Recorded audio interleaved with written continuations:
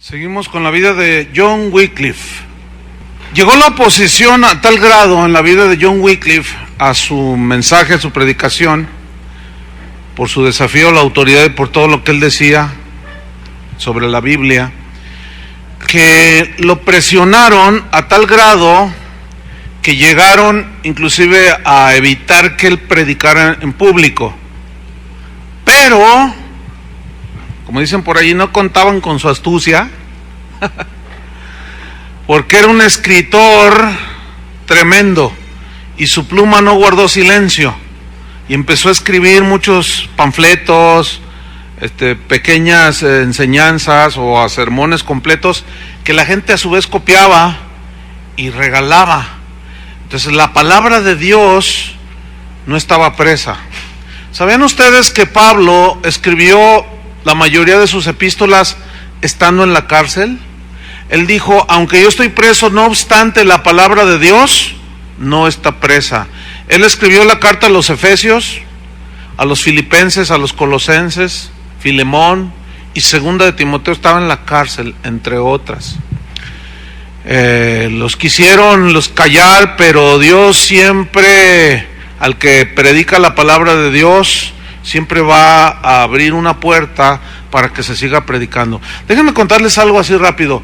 A mí me pasó algo semejante cuando yo empecé a reciar la autocrítica a la iglesia evangélica, ¿no? Porque hubo años en que estaba yo muy involucrado en todo lo que después yo llamé la farándula cristiana. Esto fue desde los años 80, o sea que ya llovió, ¿no?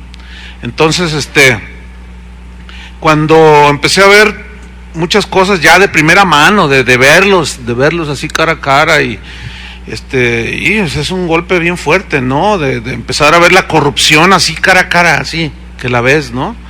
Entonces, había que tomar decisiones, ¿no es cierto? Seguir predicando la palabra de Dios o hacerte como ellos. Y yo creo que esa es una prueba en la vida de todos. Bueno, por la gracia de Dios, creo que tomé la mejor decisión de seguir predicando. Pero entonces, hubo quien quiso callarme de muchas maneras. Y hay gente que tiene influencia y poder, y en cierta manera lo lograron, fíjense. Lo lograron ya que no fuera invitado en aquellos entonces, en aquellos tiempos, estoy hablando de los años 90, todavía ya 95, 96, 97, todavía yo me paraba en las convenciones más grandes que había en toda Latinoamérica. Yo llegaba a predicar en auditorios de 50,000 personas. Entonces lograron congelarme, entre comillas, ¿sí? Pero no contaba con la astucia del Señor, porque se empieza a dar el auge del internet, ¿sí? Entonces, de una manera que yo ni pensé, Héctor Ursúa, que Dios lo guió, me dijo, oye Chuy, ¿por qué no hacemos una página en internet y metemos algunas predicaciones? Vamos a meterlas. Yo le dije, no, ¿para qué? No, sí, mira, que quién sabe qué tanta cosa me dijo. Y yo le dije, bueno, está bien. Al mes de que había insertado ahí unas 15, 20 predicaciones, llega conmigo y me da así, mira, un altero de correos impresos que venían de todo el mundo, diciendo que lo que habían escuchado les había abierto los ojos y que no sé cuánto, y que Dios los había despertado para buscar más a Dios. Entonces yo me quedé y dije, oye, ¿y esto? Y me dice Héctor, mira, pastor, hay que echarle ganas aquí en esto. Entonces, al ver semejante reacción, yo dije, ay Señor, pues ¿qué quieres hacer? Le dije, está bien, y le di carta abierta, y fue cuando se empezó a desarrollar lo que hoy es la página de internet. En aquel tiempo era algo bien sencillito así, y bueno, empezó a meter series completas de enseñanzas. Miren, hay un montón de enseñanzas que no se han subido a la página. Pues es mucho el trabajo. Entonces se sube lo más medular que considero en cuanto a las enseñanzas mías, ¿no? Pero hay muchísimas enseñanzas. Entonces, al año era una cosa que jamás yo había pensado. Después de transcurridos ya 4 o 5 años, no sé, es increíble, hermanos, lo que ha sucedido con la predicación de la palabra a través del internet. El otro día Artemio, que está ahorita, nos está escuchando, ahí está grabando en el internet, me estaba diciendo que de la enseñanza que di de los temas de la iglesia, dice que hay descargas de 20,000, pero así de un plumazo, audiencia en vivo, se habla de, no tengo el dato ahorita, ¿no? Pero al mes, bueno, ya los cálculos de descargas ya llegan son cifras que rebasaron cualquier imaginación. Ok, sí, los hombres quieren callarte, pero Dios siempre va a abrir una puerta para la predicación del evangelio.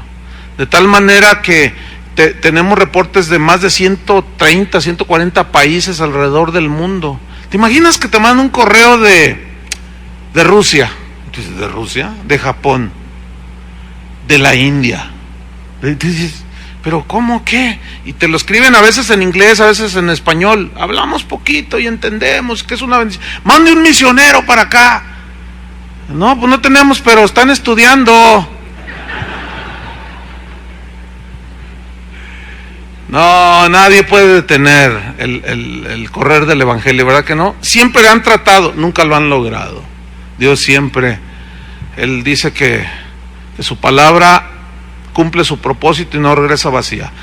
Bueno, John Wycliffe comenzó a preparar un grupo de predicadores a los que llamó hombres del evangelio. La gente los conocía como hombres evangélicos. ¿Por qué? Porque predicaban solo el evangelio. Este grupo de hombres que él preparó, enseñó en las escrituras, viajaron por todo Inglaterra predicando el evangelio, pero a la vez denunciando los abusos de la Iglesia Católica.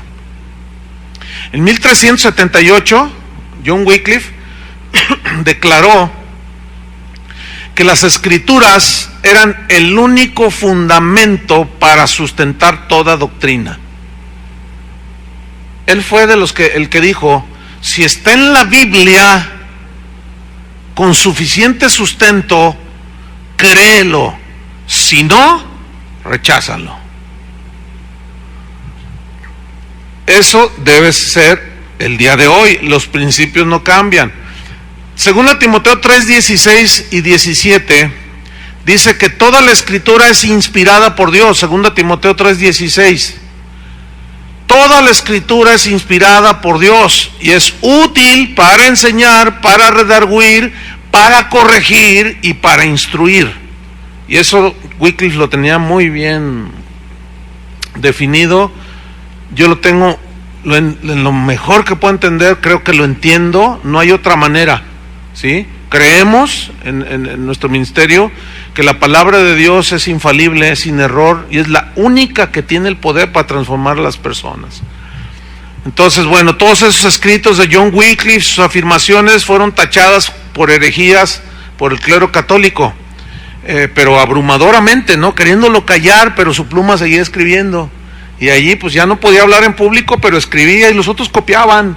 Y los otros, oye, ¿puedo copiar? Sí, puedo copiar. ¿Sí? Entonces se pasaba. Y él contestó al clero y les dijo lo siguiente: vosotros decís que es herejía traducir las escrituras al inglés. Y me llamáis hereje porque yo he traducido la Biblia en la lengua materna del pueblo. ¿Sabéis a quién estáis blasfemando? Dice, ¿qué acaso no dio el Espíritu Santo la palabra de Dios en la lengua materna en las naciones a las que la envió? ¿Por qué habláis contra el Espíritu Santo? Vosotros decís que la iglesia de Dios está en peligro cuando leen este libro. ¿Cómo es posible? Dice, ¿cómo puede ser así? ¿Qué acaso no es la Biblia donde aprendemos que Dios fundó la iglesia, que Jesús fundó su iglesia aquí en la tierra? ¿No es en la Biblia donde conocemos quién es el arquitecto y el constructor de todo y el creador de todo? ¿Que no es en la Biblia donde encontramos quién fundó la iglesia? ¿Cuáles son sus leyes que las rigen, que las gobierna? Fuera de la Biblia, dijo. ¿Qué autoridad tiene la iglesia para demostrar todo esto? Ninguna. Ustedes, dijo, son los que ponen en peligro a la iglesia al esconder el libro del Rey de Reyes. Increíble, ¿no? Bueno, eso en la iglesia católica, pero yo les pregunto, ¿ustedes creen que este mismo síntoma se da en la iglesia evangélica? El mismo, hermanos. ¿Saben? Yo les comenté en una clase pasada, esto fue aquí en Guadalajara, de una predicadora que se las da de profeta, que dijo en un evento de jóvenes, ¿se acuerdan que les platiqué eso? Lo voy a volver a mencionar. Y un joven de aquí de la congregación fue, lo invitaron unos amigos. Entonces dijo, ¿traen su Biblia? Y todos dijeron, sí, a ver, levántala, ahora pon tu mano en tu Biblia. ¿Ya la tocaste? Sí. Bueno, ya tocamos la Biblia. ¿Por qué andan algunos ahí diciendo que nosotros no tocamos ningún versículo de la Biblia? Pues ya tocamos toda la Biblia. Y el muchacho dijo, ni un solo texto de la Biblia nos explicó a los jóvenes en ese congreso. Puros rollos, puras visiones, puros sueños, puras tonterías. Un chavito como de 14 años discerniendo que ni un versículo de la Biblia. Hoy nos están escondiendo la Biblia, hermanos. En muchas iglesias le esconden a la gente la Biblia. La manera más vil de esconderla es no hablando de ella, aunque todos la llevan bajo el brazo. Y el predicador la trae en la mano. Y los cantantes están ahí cantando y traen la Biblia en la mano y nunca hablan de la Biblia. ¿Los han visto? Increíble, pero se repite la historia, increíble, pero ahí está. Entonces, era un convencido de que la palabra de Dios es y seguirá siendo. 1 Timoteo 6, 3 al 5 dice así, escríbanlo, se los leo. 1 Timoteo 6, 3 al 5 dice, si alguno enseña otra cosa y no se conforma a las sanas palabras de nuestro Señor Jesucristo, y no se conforma a la doctrina que es conforme a la piedad, a la búsqueda de Dios, está envanecido, dice, nada sabe y delira, ha enloquecido, acerca de cuestiones y contiendas de palabras, de las cuales nacen envidias, pleitos, blasfemias, malas sospechas, disputas necias de hombres corruptos de entendimiento y privados de la verdad, que toman la piedad o las cosas de Dios como fuente de ganancia. Apártate de los tales. Algunas de las doctrinas que John Wycliffe rechazó así públicamente, abiertamente, por sus mensajes verbales, pero por escritos también, una de ellas fue la confesión auricular. Ustedes recuerdan que esa fue establecida por uno de los papas, y él escribió y dijo esto: la confesión no debe ser al hombre, ¿cómo es posible?, sino a Dios. No hay indicio en las escrituras de tal práctica. Y él puso como ejemplo aquellos 3,000 convertidos en Pentecostés. Señores, ¿qué debemos de hacer para ser salvos? Le preguntaron a Pedro en su discurso, ¿se acuerdan, en Pentecostés? ¿Y qué dijo Pedro? Fórmense cada uno y cuénteme sus pecados. ¿No? Arrepentíos y convertíos, ¿verdad? Entonces él echaba por tierra todo eso. Él citaba 1 Juan 1:9, si confesamos nuestros pecados a Él. 1 Juan 1:9, Él es fiel y justo para perdonarnos nuestros pecados y limpiarnos de toda maldad. Marcos 2:5 al 7, dice, al ver Jesús la fe de ellos, dijo al paralítico, hijo, tus pecados te son perdonados.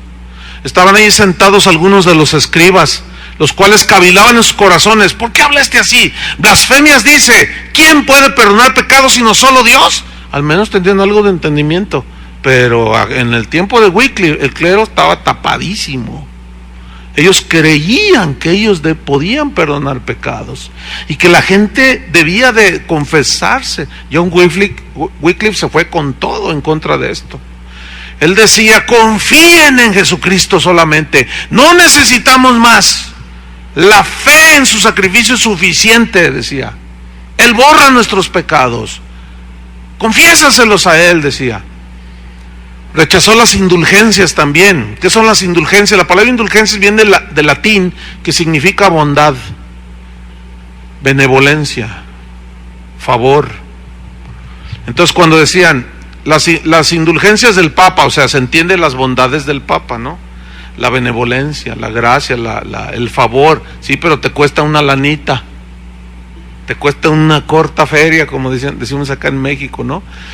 La indulgencia, según fue concebida por esta gente, exime de las penas de carácter temporal a los fieles católicos en este caso, ¿no? Ellos, según su doctrina, deben purgar durante su vida terrenal castigos, o en la vida después de la muerte en el purgatorio. Sin embargo, John Wycliffe dijo, no, ese asunto de las indulgencias es un sistema de recaudación de dinero, ¿sí?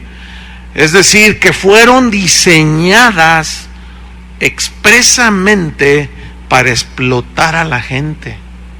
Fíjense qué cosas, ¿no? Y John Wycliffe escribió, cuando lo callaron, pero su pluma allí seguía escribiendo, él dijo así: vender indulgencias es ofender a Dios. Ahora, fíjense, estoy hablando 200 años antes de Martín Lutero, ¿eh? La razón así contundente que desencadenó la reforma ya con Martín Lutero, la consumación, fue precisamente la venta de indulgencias, la venta de los favores. Entonces dijo, vender indulgencias es ofender a Dios, decía. Ni la salvación ni los beneficios de Dios se pueden comprar con dinero, mucho menos venderlos si ustedes no los compran, decía. No se puede hacer eso, no se puede comprar las bendiciones de Dios o venderlas como se vende o se compra un asno o un buey. No se puede, dijo. La venta de indulgencias son una blasfemia contra Dios, dijo claramente. ¿Qué es lo que distingue a la iglesia reformada de hoy? Pacte con Dios. Dele dinero al Señor, dele alguna cantidad, nosotros vamos a orar para que Dios lo bendiga. Y si tiene un hijo enfermo, venga y deje una cantidad, nosotros oramos para que Dios lo sane. Pacte por su salvación. Su marido no es cristiano, pacte por su salvación. Traiga un dinero a nuestra televisora, traiga un dinero a la iglesia. Ahí está en la venta de indulgencia, exactamente lo mismo. Qué vergüenza, ¿no? Tú predicas en contra de eso y te tachan de todo, ¿no? Fíjate lo que les dijo John Wycliffe: aunque frailes y monjas canten en las misas que ustedes compran, aunque vayáis en peregrinaciones, nada de esto los llevará al cielo. Es imposible que esto les traiga las bendiciones de Dios. Apártense de estos fraudes cuyo origen son del infierno mismo. Hechos 8:17. Aquí hay una historia bien interesante. Hechos 8:17 al 23. Dice, entonces les imponían las manos y recibían el Espíritu Santo. Hechos 8:17 al 23. Cuando vio Simón que por la imposición de las manos de los apóstoles se daba el Espíritu Santo, ¿qué hizo? Les ofreció dinero, diciendo, dame también a mí este poder, para que cualquiera a quien yo impusiera las manos reciba el Espíritu Santo. Mira, en el griego esta frase, todo este versículo 19 da a entender, yo les doy dinero, pero para que cuando yo imponga las manos, yo también obtenga dinero. Fíjate, o sea, les propuso un negocio increíble, ¿no? Entonces miren lo que dijo en Hechos 8:20. Entonces Pedro le dijo, excelente, Simón, claro que sí, Simón, por supuesto, vamos a hacer una televisora y vamos a hacer unas campañitas, ahí quieren decir al pueblo, el pueblo necesita la bendición del Señor. Así le dijo Pedro. Miren lo que le dijo, cuando le ofrece dinero, tu dinero perezca contigo, le dijo. Eso está medio agresivo, ¿no? Tú y tu dinero se pudran en el infierno. ¿Saben qué significa perecer ahí? Se pudra.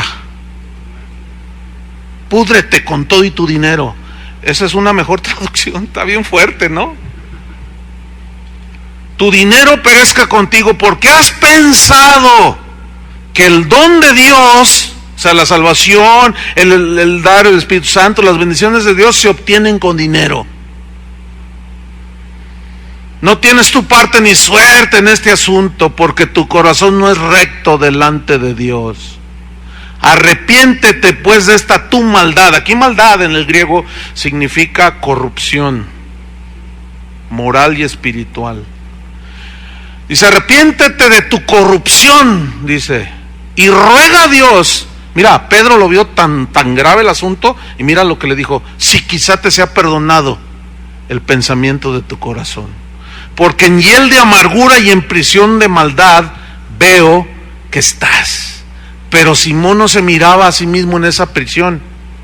Él creía que podía hacer eso. Todos los que hacen esos, algunos de ellos, la gran mayoría, no se dan cuenta. Otros se dan cuenta, esos son los peores, que dándose cuenta, lo siguen haciendo. Wycliffe confrontó a sus colegas sacerdotes, que se la pasaban en puras fiestas con los feligreses. Esto me recuerda a seis congregándose con el pueblo, ¿no? Esto me recuerda cuando yo era un jovencito, un niño y un adolescente, que decíamos, ahí, yo vivía ya por el Estadio Jalisco, en la Colonia Independencia, así abajo del estadio, y ahí hay una parroquia, hay una iglesia. Entonces todos los chavos decían: ¡qué buena onda el padre! ¡Qué buena onda el padrecito! ¿Y saben a qué le llamábamos buena onda al padrecito? Todos los jóvenes de la colonia le llamábamos buena onda al padrecito, porque fumaba con nosotros, porque tomaba cerveza con nosotros, porque decía palabrotas como nosotros, y decíamos: ¡qué buena onda! ¿Y saben cuál es el argumento de ellos? Hacerse a nosotros para ganarnos. ¿Para ganarnos qué? Para hacernos 2 veces más hijos del infierno que ellos. Qué increíble, ¿no? Eso es ser buena onda. Ahora ya no es el padrecito, ahora es el pastor. ¡Qué buena onda el pastor! Nos invita al antro. ¡Qué buena onda el pastor! Pues nos deja hacer cositas y se la pasa bien chido con nosotros. No, esta es la iglesia, esta es la verdadera iglesia de Jesús. Puro libertinaje. Se repite la historia, qué triste, ¿no? John Wycliffe escribió unos escritos dirigidos a los sacerdotes. Les dijo: escuchen, el servicio más elevado que un hombre puede hacer y puede tener es predicar la palabra de Dios. Solo la predicación de las Escrituras pueden producir verdaderos hijos de Dios, dijo. Jesús y sus discípulos dejaron sus oficios y se dedicaron en cuerpo y alma a la predicación de las Escrituras. Ustedes deben hacer lo mismo, pero no lo hacen. Se la pasan en francachelas, en borracheras y en cuanta cosa, con tal de congraciarse con la gente y mantenerla en la ignorancia. Lo que escribió John Wycliffe va de acuerdo con lo que dice 2 Timoteo 4:1 al 4. 2 Timoteo 4:1 al 4.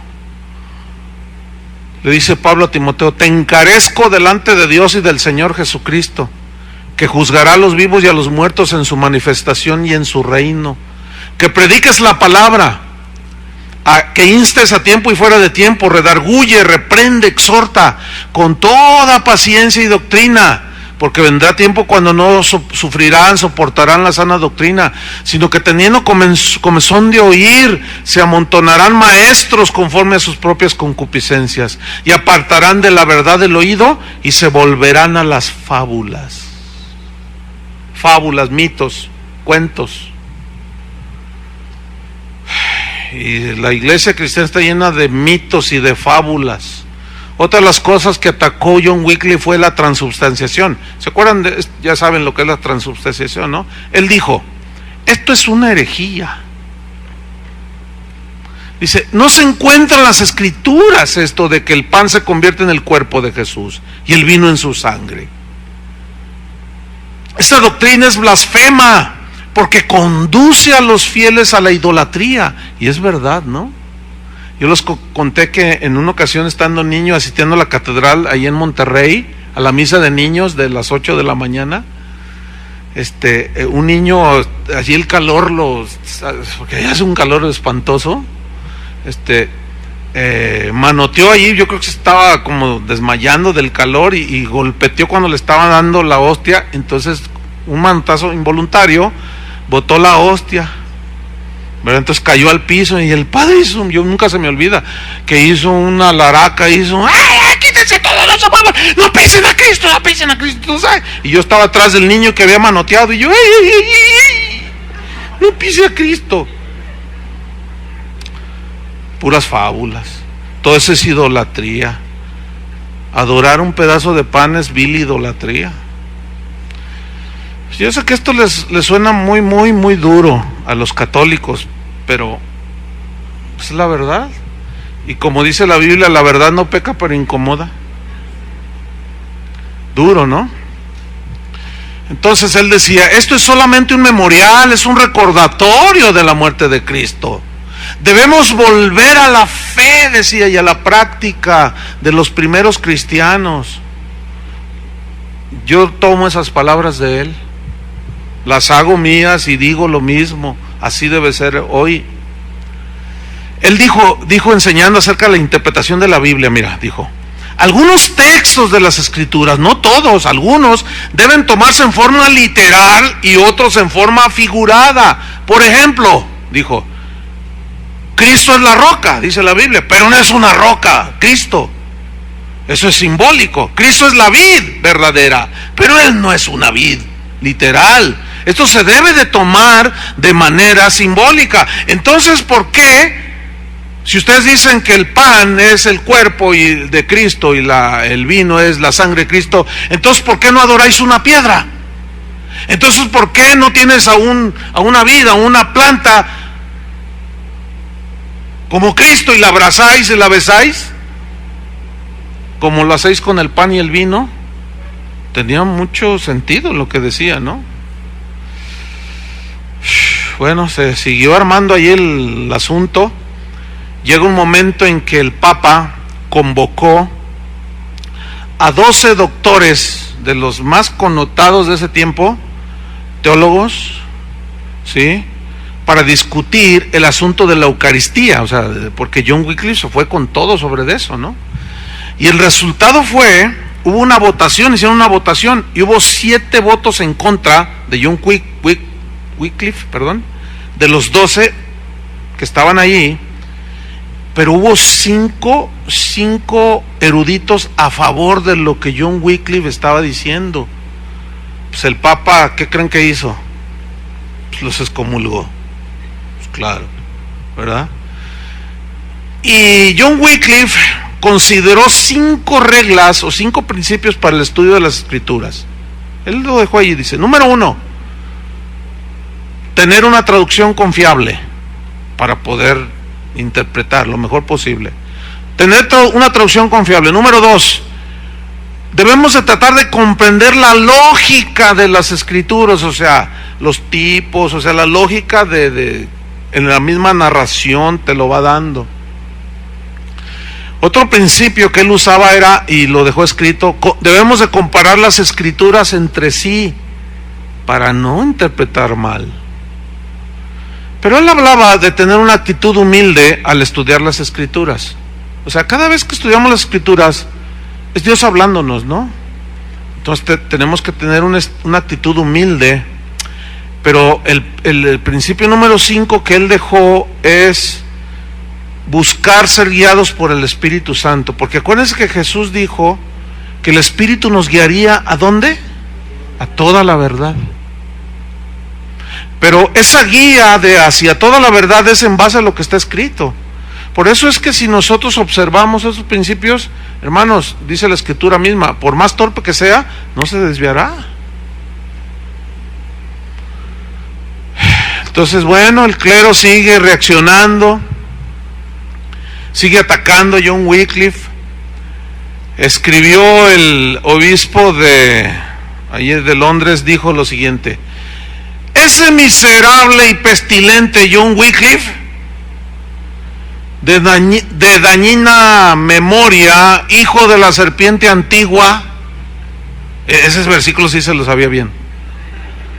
Dice, heraldo de Satanás, hijo del anticristo, que tradujo las escrituras al inglés.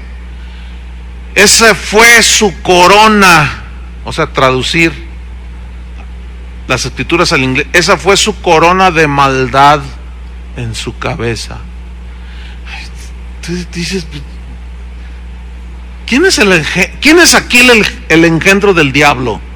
Pues estos. O sea, Dios no puede estar en contra de la misma Biblia que Él dejó. Es obvio, ¿no? Y qué tremendo. Bueno, avanzamos en la vida de John Wycliffe y nos vamos sobre el final. El 31 de diciembre de 1384, a la edad de 54 años, John Wycliffe estaba en una reunión escuchando a uno de sus predicadores que él enseñó, y estaba oyéndolo predicar.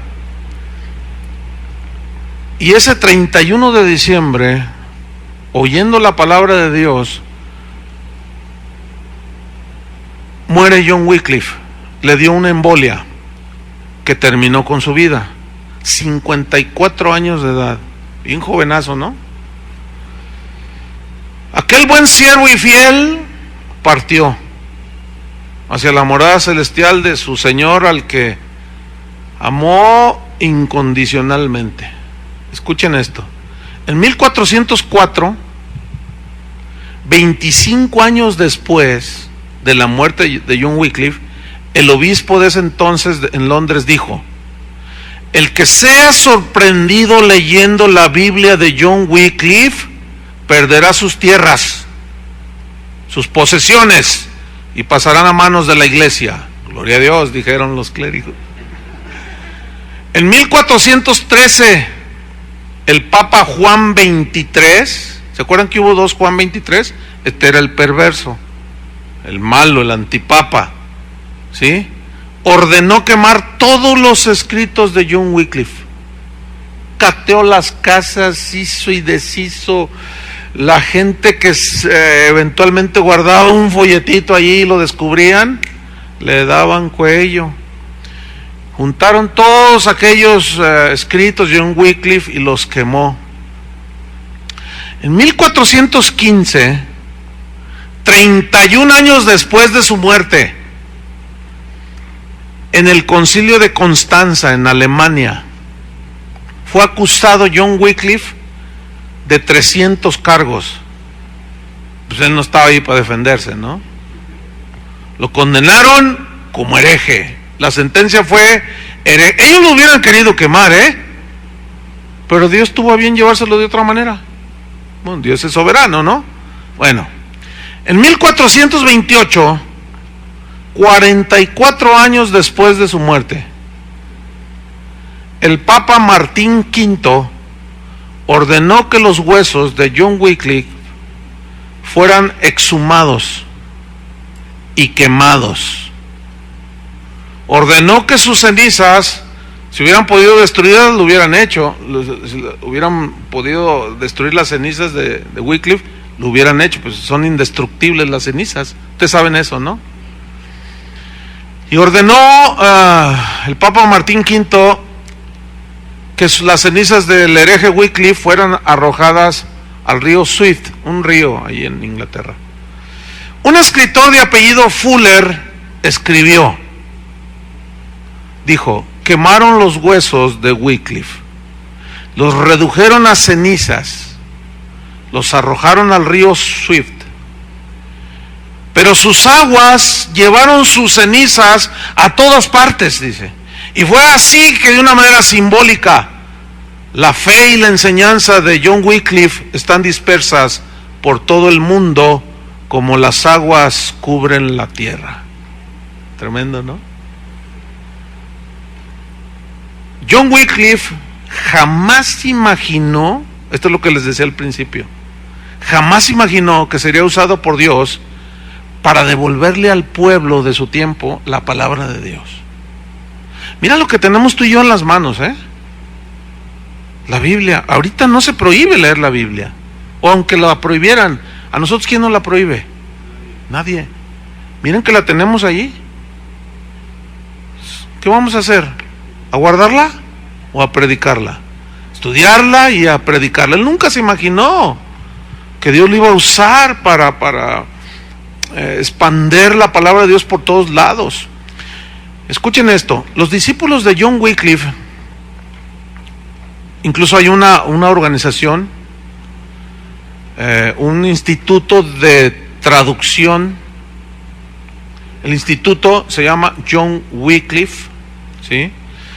Los discípulos de John Wycliffe han traducido las escrituras a 34 idiomas en un periodo de 300 años. Fíjense, lo que Dios le dio a él se transmitió. Qué tremendo, ¿no? Y en un periodo de 300 años se han traducido las escrituras a 34 idiomas.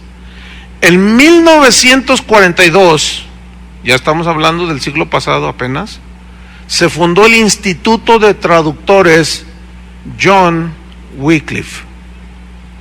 Escuche esto. Para el año 1982 había 574 proyectos para traducir las escrituras a las lenguas y dialectos de cientos de poblaciones. En Estados Unidos, los traductores Wycliffe apoyaron la traducción de las escrituras al lenguaje de los indios americanos. O sea, ahorita hay pastores apaches, cherokees, que tienen sus Biblias en cherokee o en el apache y en los indígenas de allá. Pero ¿saben quiénes fueron los que se metieron con los indígenas? Aprendieron el lenguaje, fueron cristianos que traían algo de la herencia espiritual de aquel hombre, dieron su vida, han dado su vida, aprendieron el lenguaje y luego se pusieron a traducir. Y en algunos casos, mira que son puros eruditos, los traductores Wycliffe, todavía trabajan. Ahorita les voy a dar algunos datos. Y ellos dieron su vida, aprendieron el lenguaje, y en algunos casos, de algunas etnias, no hay lenguaje escrito.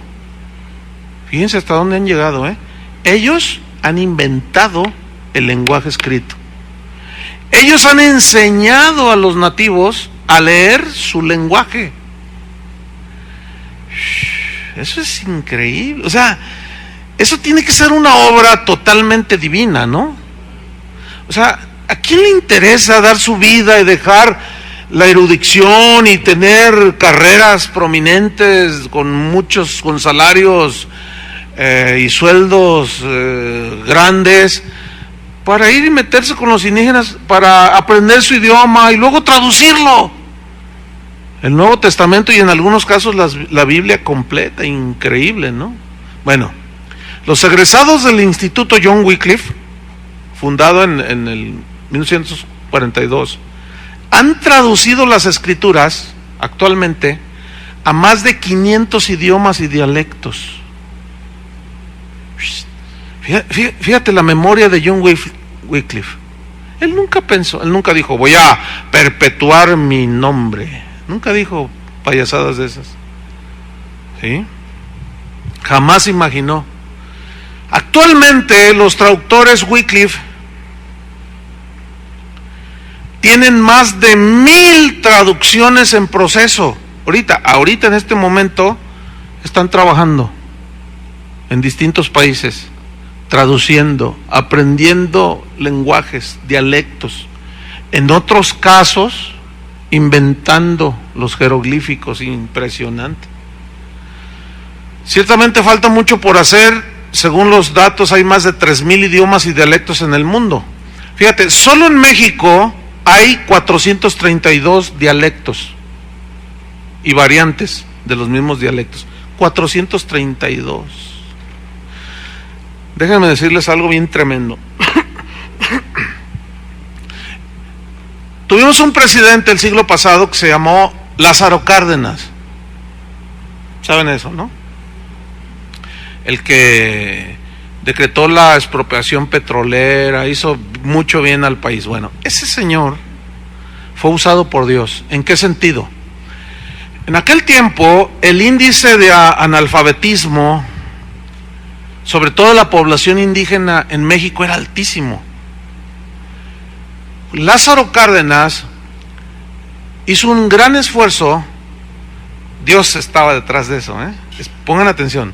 Hizo un gran esfuerzo e hizo una invitación a los traductores Wycliffe para que vinieran al país con permiso del gobierno, todo, pagando algunos de sus gastos, porque les hizo una propuesta de que él tenía mucho interés, Lázaro Cárdenas, en alfabetizar a los indígenas, mayormente del sureste del país, ¿sí?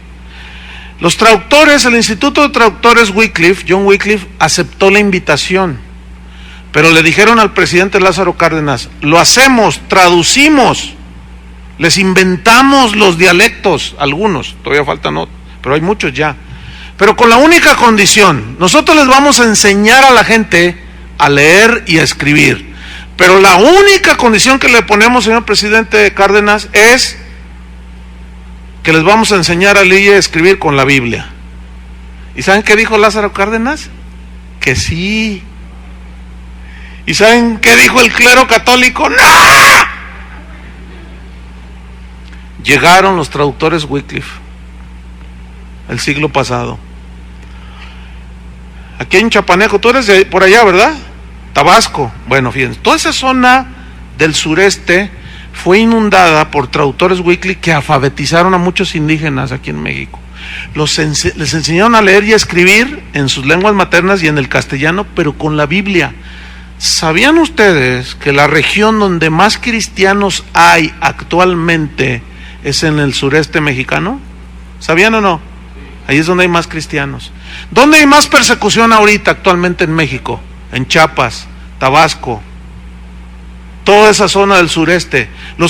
Actualmente matan pastores, pero la palabra de Dios nunca muere, hermanos, ni se acaba. ¿Quién les da? ¿Qué ganan todos esos desplazados de Chiapas hacia las zonas altas? Yo conozco personalmente esas zonas. Conozco pueblos, si tú quieres, pequeños o como sea, donde todos son cristianos. Es impresionante. Y tú dices, bueno, ¿y cómo es posible que esa gente en su pobreza, en su miseria material, sigan dando su vida por Cristo? No niegan a Cristo. Increíble. Fíjate, ahora quiero que pongas en el contexto todo esto. ¿Tú crees que John Wycliffe se había imaginado esto?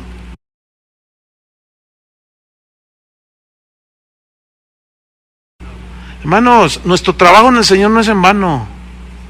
A lo mejor tú dices, no, pues yo cuando seré como John Wycliffe, ni siquiera puedo ser ni como Pepe Trueno. No menosprecies nada. Tú predica. ¿Cómo sabes si te toca hablarle a uno que posteriormente será un gran hombre que confronte las tinieblas cara a cara? Cuando se convirtieron los hombres como discípulos del mismo John Wycliffe, que hubo algunos muy notables, por cierto, hombres que han trascendido en la historia de la iglesia cristiana, cuando ellos oyeron el evangelio, el predicador nunca se imaginó. ¿Me explico? Nunca se imaginó. La persona que me compartió a mí nunca se imaginó que el que estaba oyendo algún día iba a hablar por internet a todo el mundo. ¿Cuándo se iba a imaginar? No, la verdad que esto es realmente notable. Si John Wycliffe hubiera imaginado siquiera un poquito de lo que su valiosa obra, que fue traducir al inglés las escrituras, iba a causar, difícilmente lo hubiera creído. Y ahí está el legado de esos hombres. La vergüenza de la iglesia reformada es que hemos pisoteado la sangre de todos estos. Hemos pisoteado el esfuerzo de todos estos, pero lo más grave, hemos pisoteado la sangre de Cristo. al cerrarle a la gente las escrituras. No, hermanos, vamos a abrirla. Amén. Vamos a abrirla y vamos a echarle todo. Yo cuando hablo con algún pastor le digo, ¿cuántos años consideras que te quedan de vida? No, pues no sé. Le digo, yo tampoco sé, pero los que me queden. Le digo, cada vez que yo me paro en un aula para enseñar, sean 5 estudiantes, 10, 20, 50, o 100 o 200, cada auditorio donde yo me pare, sean 20,000, 50,000, 3, 4 o 5, no me importa, porque yo no sé a quién le estoy hablando. Y yo le hablo y le predico lo mismo a 3, a 2, a 5 en un aula donde hay 15, 20 o donde hay miles de personas. Con la misma convicción, no pierdo una oportunidad. Nunca me verán llegar tarde. Jamás, con la gracia de Dios, porque tengo una convicción bien fuerte. Es un privilegio servir a Dios. Y de ahí nadie me va a mover.